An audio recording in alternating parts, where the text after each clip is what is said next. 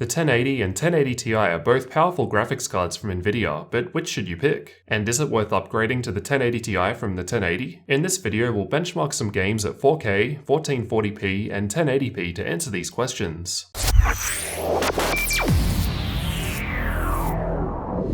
Specifically, I'm testing with the EVGA for the Win 2 1080 and MSI 1080 Ti Gaming X Trio. I've done full reviews on both of these before, links are in the description. Both cards were tested in the same Windows 10 system, which is running an Intel 8700K overclocked to 5.1 GHz in an attempt to rule out CPU bottlenecks. There's 16GB of DDR4 memory running at 2666 MHz, and we can see the specs of the two cards are a little different. The 1080 Ti has over 1000 additional CUDA cores, 3GB of extra memory which runs at a higher speed, and different base and boost clock speeds. With that out of the way, let's take a look at the benchmark results. All results are the average of 3 runs, so they should be fairly accurate. Starting with The Witcher 3 at 1080p, we can see there's a fair difference in performance between the 1080 and 1080 Ti. The averages we're seeing here at 1080p, even at ultra settings, are fairly high. At 1440p, we drop back a little, and the 1080 Ti is giving us a noticeable boost. But we're still seeing good results. Even at ultra settings, the 1080 is giving us above 60 FPS for the 1% lows, pretty nice. At 4K, the results aren't too far apart,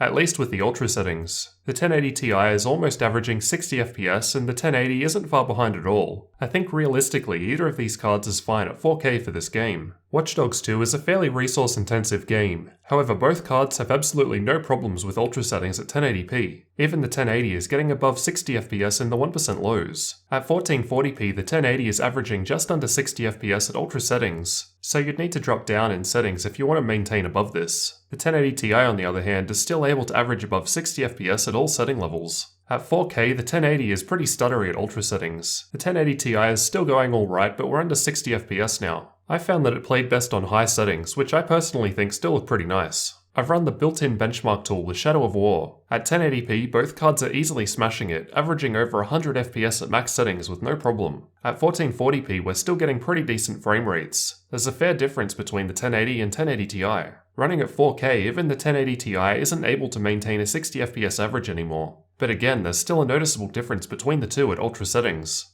In Rise of the Tomb Raider, I've also used the built-in benchmark, and again at 1080p we're getting really high frame rates at maximum settings with either card. At 1440p, again, even at ultra settings, we're still seeing really high frame rates, with above 120 FPS on the 1080 Ti and 100 from the 1080. At 4K, the ultra frame rates almost dropped by half, but we're still averaging 60 FPS with the 1080 Ti, and once again, there's a noticeable difference between the 1080 and 1080 Ti. Ghost Recon is another fairly resource-intensive game, and even at 1080p, both cards aren't averaging too far above 60 FPS. However, the 1080 Ti's lows at almost all setting levels are higher than the 1080's averages, which I found interesting. At 1440p, the 1080 Ti is now sitting right on a 60 FPS average at ultra settings, while the 1080 needs to drop down a little in settings to catch up. Finally, at 4K, both cards are down fairly low at the higher setting levels. The 1080 Ti needs to drop down to high to average 60 FPS, while the 1080 is only capable on the lowest setting. In the past, I've found Doom to not really differ too much between the different setting levels, and the same was observed here. At 1080p, you're getting crazy high frame rates. At 1440p, we're still getting really high frame rates, above 120 FPS on average with the 1080 at ultra settings. Things change a bit at 4K. The 1% lows of the 1080 Ti are now better than all averages from the 1080. However, the 1080 is still able to average above 60 FPS at Ultra, so it's not too bad. In Ashes of the Singularity, I've used the built-in benchmark tool, and at 1080p we're seeing a much larger difference between the two cards at the highest setting levels compared to the lower ones.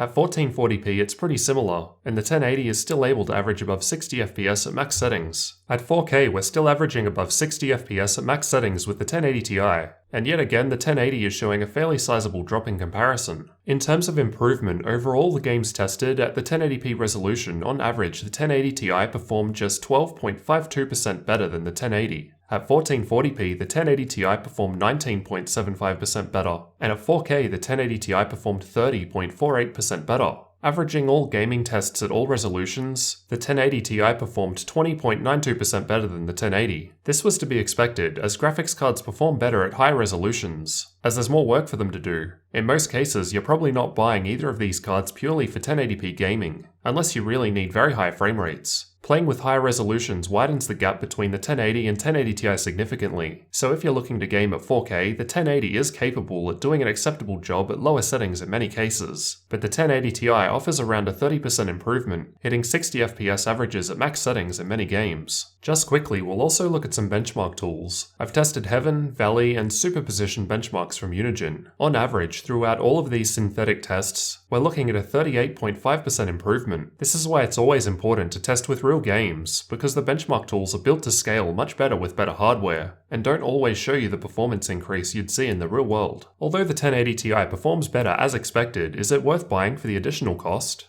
At the time of recording, here in Australia, this exact 1080 goes for around 850 Australian dollars, while the 1080 Ti goes for 1300 Australian dollars. The prices seem to suck at the moment, probably from mining. I got my 1080 for about $100 less than this a few months ago, and looking at PC Part Picker, both seem to have seen recent price rises. Based on these prices, the 1080 is over 50% of a price increase for around 30% of a performance gain, assuming you're sticking to 4K games. In the US though, it looks like the 1080 Ti is around $800 US, while the 1080 goes for around $600 US. So you're paying 33% more for a 30% improvement, which is much more reasonable. We really do get ripped off here in Australia. So which graphics card would you pick? The 1080 or 1080 Ti? Personally, I went with the 1080 as I currently just use 1080p monitors, and I wanted something that should last a while for that. If I was running higher resolutions though, I'd definitely consider the 1080 Ti, especially for 4K gaming. Be sure to let me know your thoughts down in the comments, and leave a like on the video if you found the information useful. Thanks for watching, and don't forget to subscribe for future tech videos like this one.